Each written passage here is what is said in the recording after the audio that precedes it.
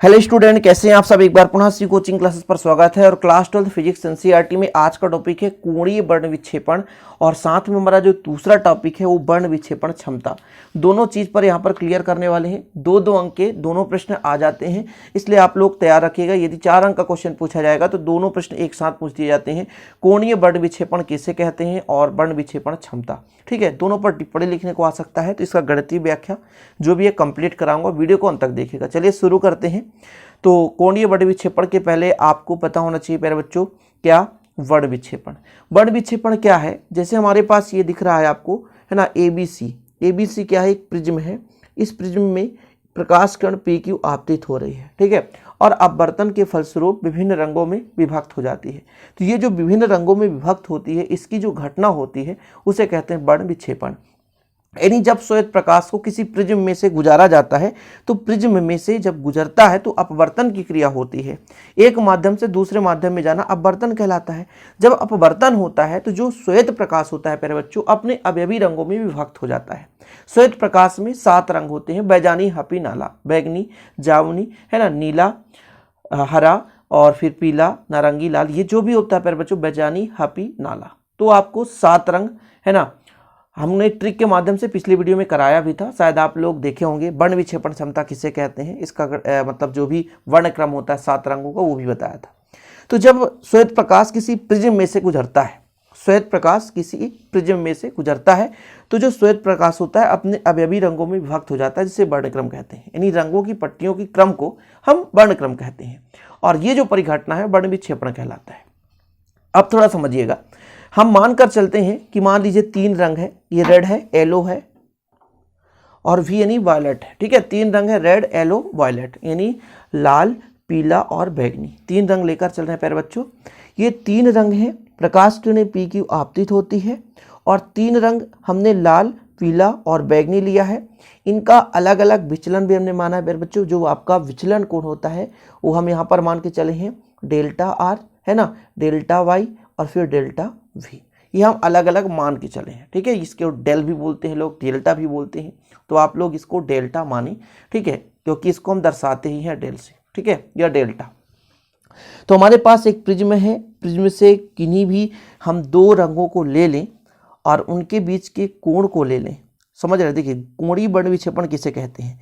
Prism से निर्गत, ये हमारा प्रिज्म है, यहाँ से प्रकाश किरणें आपतित होती, अपवर्तन होता है, फिर निर्गत होता है।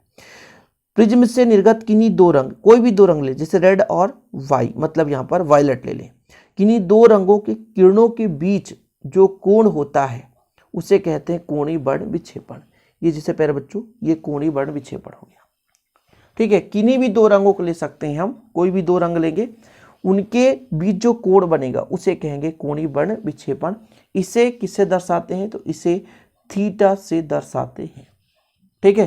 क्लियर है, तो नोट डाउन कर लीजिएगा आप लोग। ये परिभाषा है, प्रिज्म से निर्गत किन्हीं 2 रंगों की किरणों के बीच के कोण को उन किरणों के लिए कोणीय वर्ण विक्षेपण कहते हैं। इतना क्लियर है प्यारे बच्चों। हमने अलग अलग मान के चला है, सबका जो आपका विचलन कोण है वो सबका अलग अलग है। डेल्टा आर है आपका रेड का, है ना, डेल्टा वाई है आपका येलो का, और डेल्टा वी है आपका बैगनी का। ये क्लियर हो गया। अब हम मान के चलते हैं, माना बैगनी रंग, ठीक है, ये हमारा बैगनी वी है, ठीक है, ये बैगनी वी है, लाल रंग रेड है और पीला रंग वाई है। इनका विचलन कोण क्रमशः अलग अलग है। बैगनी रंग के लिए डेल वी, ठीक है, और येलो के लिए डेल वाई, और प्यारे बच्चों लाल के लिए डेल आर है। ये चीज़ आप क्लियर कर सकते हैं कि माना बैगनी रंग का विचलन कोण डेल वी, तथा यहाँ पर प्यारे बच्चों आपका लाल रंग का विचलन कोण डेल आर, ठीक है, तथा और यहाँ पर एक और ले सकते हैं, पीले रंग का विचलन कोण डेल वाई है। यदि इन दोनों के किरणों के बीच कोणीय वर्ण विक्षेपण थीटा हो, तो एक चीज़ यहाँ पर क्लियर करिएगा थोड़ा सा, ये टोटल प्यारे बच्चों आपका डेल वी है, ठीक है, और ये आर का है डेल आर, यहाँ तक का है, यहाँ तक का भैया ये आर होगा, ये वाई होगा आपका यहाँ तक का, ये थोड़ा सा इसको हम कहें यहाँ तक। यदि यहाँ तक बात करें तो आर है, यहाँ से यहाँ तक दूसरे रंग तक बात करें तो वाई के लिए, तीसरे रंग की बात करें तो डेल वी है। तो इन दोनों के बीच का कोण कितना बनेगा प्यारे बच्चों, ये चीज़ हमको क्लियर करना है। तो ये जो किरण है, ये जो 2 किरणें हैं मिल रही हैं, यहाँ पे जो कोण बनेगा जो थीटा है वो दोनों के डिफरेंस के बराबर होगा।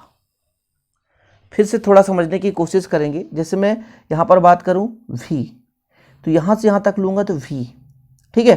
फिर पर बच्चों यहाँ बात करूँ रेड, तो यहाँ से यहाँ तक करूँगा r। अब इसमें v में r को घटा दूँ, ये दोनों किरणों के बीच का कोण आ जाएगा। फिर से समझिएगा, विचलन कोण का इतना डेल आर है या डेल्टा आर, आप दोनों कह सकते हो, कोई दिक्कत नहीं है। प्यारे बच्चों मैं क्या कह रहा हूँ, v के लिए विचलन कोण यहाँ से यहाँ तक डेल v, r के लिए यहाँ से यहाँ तक डेल r। यदि डेल v में डेल r को घटा दूं तो ये दोनों के बीच का आ जाएगा। यही चीज़ तो है। तब विचलन कोण थीटा हो तो आपसे मैं कह दूं कि थीटा बराबर कितना होगा, तो आप कहोगे भैया डेल कितना v minus del r। v में r को घटा दिया, ठीक है। क्लियर है विचलन कोण, इतना क्लियर। अब यदि हम आपसे कहें कि बैगनी रंग के लिए प्रिज्म का अपवर्तनांक कितना हो जाए म्यू v, और लाल रंग के लिए प्रिज्म का अपवर्तनांक म्यू आर हो, तो आपने विचलन कोण पढ़ा है delta equal mu minus 1 into A. थोड़ा आप लोग आगे लिखेंगे कि यदि बैगनी रंग के लिए विचलन कोण कितना म्यू वी हो जाए, और सॉरी अपवर्तनांक म्यू वी, तथा लाल रंग के लिए अपवर्तनांक म्यू आर हो, तो आपने पढ़ा है प्यारे बच्चों सूत्र, ये सूत्र पढ़ा है विचलन बराबर डेल्टा या डेल इक्वल म्यू माइनस 1 ए, ठीक है। के अनुसार हम बात करेंगे बैगनी के लिए, तो डेल वी जो आपका डेल्टा वी तो म्यू वी माइनस 1, व यदि हम रेड के लिए बात करें तो delta R equal mu R minus 1। ये हो गया प्यारे बच्चों, ठीक है। ये डेल्टा बन गया, ये आपका हो गया डेल्टा वी के लिए और ये डेल्टा आर के लिए। यानी विचलन कोण है किनके किनके लिए, म्यू वी यानी प्यारे बच्चों ये म्यू वी क्या बताता है, अपवर्तनांक वी यानी बैगनी रंग के लिए, और ये आर है रेड तो लाल रंग के लिए। इतना क्लियर है। अब इन दोनों का मान हम यहाँ पर समीकरण 1 दे सकते हैं और समीकरण 1 में मान रख सकते हैं। तो वैल्यू पुट कर दें प्यारे बच्चों, तो थीटा बराबर कितना हो जाएगा, थीटा बराबर इसका मान कितना है mu V minus 1 into A, इसका हो गया minus mu R minus 1 into A. ये वैल्यू है, पुट करना है, ठीक। चलिए कैलकुलेट कीजिए, तो थीटा इक्वल कितना हो जाएगा, थीटा इक्वल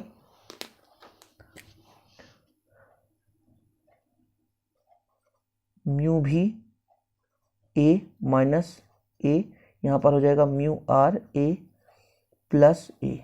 देखो कुछ कट रहा है क्या, जी हाँ, ये ए से ए कट रहा है, तो कितना बचेगा थीटा इक्वल, यहाँ पे म्यू वी यहाँ पे म्यू आर, दोनों में से कॉमन ले लो ए, ठीक। ये आपका समीकरण 2, और यही प्यारे बच्चों आपका आ चुका है कोणीय वर्ण विक्षेपण। क्या आ चुका है, कोणीय वर्ण विक्षेपण। सिंपल है, इसको समीकरण 2 दे दो। इसके बाद जब हम पढ़ेंगे वर्ण विक्षेपण क्षमता तो वहाँ पर जरूरत पड़ेगा, इसलिए मैं यहाँ तक आपको कंप्लीट करा दिया। तो ये आपका कंप्लीट हुआ क्या, कोणीय वर्ण विक्षेपण। अब क्षमता पढ़ेंगे, वर्ण विक्षेपण क्षमता किसे कहते हैं। तो यहाँ तक क्लियर है, नोट डाउन कर लीजिए आप लोग। समीकरण 1 में हमने वैल्यू पुट कर दिया है प्यारे बच्चों, समीकरण 1 में, ठीक है। म्यू माइनस 1 इंटू ए के अनुसार समीकरण 1 से हमने मान रख दिया, ठीक। इतना क्लियर है। तो ये आपका ठीक है, म्यू क्या है प्यारे बच्चों, अपवर्तनांक है, वी का मतलब बैगनी हो जाएगा और आर का मतलब रेड हो जाएगा। अब आगे चलते हैं वर्ण विक्षेपण क्षमता में। तो थोड़ा सा ये डायग्राम से ही हम समझेंगे, क्योंकि नोट डाउन करते चलेंगे आप लोग। प्रिज्म से निर्गत किन्हीं दो रंगों के कोणीय वर्ण विक्षेपण, यानी दो रंग हमने रेड और भी लिया है, उसका कोणीय वर्ण विक्षेपण, और माध्य किरण यानी बाई के विचलन के अनुपात को उन रंगों के प्रिज्म के पदार्थ का वर्ण विक्षेपण क्षमता कहते हैं। कुल मिलाकर प्यारे बच्चों क्या कहा गया कि दो किरण हमने लिया आर और वी, है ना, मतलब यहाँ पर रेड और आपका हो जाएगा वायलेट यानी बैगनी। तो लाल और बैगनी के बीच जो वर्ण विक्षेपण है और माध्य किरण का विचलन, विचलन का मतलब क्या होता है प्यारे बच्चों, डेल, है ना। तो इनका जो रेशियो है वही कहलाएगा वर्ण विक्षेपण क्षमता। परिभाषा लिख सकते हैं, प्रिज्म के निर्गत किन्हीं दो रंगों के कोणीय वर्ण विक्षेपण और माध्य किरण के विचलन के अनुपात को उन रंगों के प्रिज्म के पदार्थ का वर्ण विक्षेपण क्षमता कहते हैं। इसे ओमेगा से प्रदर्शित करते हैं। प्रिज्म से निर्गत किन्हीं दो रंगों के कोणीय वर्ण विक्षेपण और माध्य किरण के विचलन के अनुपात को उन रंगों के प्रिज्म के पदार्थ का वर्ण विक्षेपण कहते हैं। यानी दो रंग का हम लेंगे वर्ण विक्षेपण और जो मध्य किरण होगा, जो बीच का किरण होगा, उसका लेंगे विचलन। इसे ओमेगा से दर्शाते हैं। फार्मूला लिख लेंगे आप लोग, कोणीय वर्ण विक्षेपण बटे माध्य किरण का विचलन। यहाँ पर रेड और वायलेट दो रंगों का वर्ण विक्षेपण और येलो का विचलन निकाल कर रेशियो निकालेंगे तो हमें मिलेगा क्या, कोणीय वर्ण विक्षेपण क्षमता या वर्ण विक्षेपण क्षमता। फिर वही चीज मान के चलते हैं, माना तीन रंग है, बैगनी के लिए विचलन कोण कितना हो जाएगा, डेल्टा वी, है ना, पीले रंग के लिए डेल्टा वाई और लाल रंग के लिए डेल्टा आर। ठीक है, ये आपका विचलन कोण है क्रमशः, यानी विचलन कितना हो रहा है। ठीक है, विचलन। तब वर्ण विक्षेपण थीटा हो तो वर्ण विक्षेपण आपने भी पढ़ा, वर्ण विक्षेपण को किससे दर्शाते हैं, ओमेगा से। और क्या कहा गया, दो रंगों का जो भी वर्ण विक्षेपण बनेगा और माध्य किरण का जो भी विचलन होगा उसी का रेशियो होगा। अभी थीटा का मान आपने समीकरण, है ना, समीकरण से निकाला कि जो थीटा का वैल्यू है कैसे निकलता है, दोनों के डिफरेंस से मैंने आपको बताया था, यानी है ना delta V minus delta R वटे डेल्टा वाई। इतना क्लियर है, यहां तक कंप्लीट है मेरे बच्चों। अब आपको पता है कि अपवर्तनांक कितना होगा, अलग अलग होगा। माध्यम का वर्ग जैसे रेड के लिए म्यू आर हो जाएगा, वायलेट के लिए म्यू वी हो जाएगा, येलो के लिए म्यू वाई हो जाएगा। तब आप चूंकि मैं यदि यहाँ पे कह दूं, चूंकि डेल्टा वी बराबर कितना हो जाएगा, म्यू माइनस 1, लेकिन यहाँ पे भी होगा इंटू ए, डेल्टा आर बराबर म्यू आर माइनस 1 इंटू ए, वा डेल्टा वाई बराबर कितना हो जाएगा, म्यू वाई माइनस 1 इंटू ए। तब बताओ भाई कितना हो जाएगा, आप वैल्यू पुट कर दो, तब कितना हो जाएगा, ओमेगा बराबर, तब यहाँ पर लिख सकते हो, तब ओमेगा बराबर कितना हो जाएगा, डेल्टा वी बराबर कितना हो जाएगा, mu V minus 1 into A minus, फिर यहाँ पर भैया हमारा पहले क्या था, वी के, तो वी का रख दिए और यहाँ पर आर होगा ना। ठीक है, क्या आर होगा, तो कितना हो जाएगा, mu R minus 1 into A divide by mu Y minus 1 into A. इसका हमने दोनों कैलकुलेशन किया तो कितना आया था भैया, ए से ए कट जाएगा क्योंकि ये माइनस में है और ये माइनस माइनस प्लस में है, तो ओमेगा बराबर निकल कर आएगा भैया mu V minus mu R into A वटे, और आपका बचेगा mu Y minus 1 into A से ए काट दो प्यारे बच्चों, तो कितना आ जाएगा, mu V minus mu R divide by mu Y minus 1। यही है आपका क्या, वर्ण विक्षेपण क्षमता। तो यदि आपसे वर्ण विक्षेपण बन रहा है तो वर्ण विक्षेपण क्षमता आप आसानी से निकाल सकते हैं, है ना, बिल्कुल सिंपल है। तो आज का दो टॉपिक टास्क ही था कि वर्ण विक्षेपण क्षमता और कोणीय वर्ण विक्षेपण किसे कहते हैं, इसको हमको बारीकी से समझाना था। तो उम्मीद करता हूं कि आप लोग इसे अच्छे तरीके से समझ गए होंगे और वीडियो पसंद आए तो लाइक करें, शेयर करें। मिलते हैं नेक्स्ट वीडियो के साथ। जय हिंद, वंदे मातरम।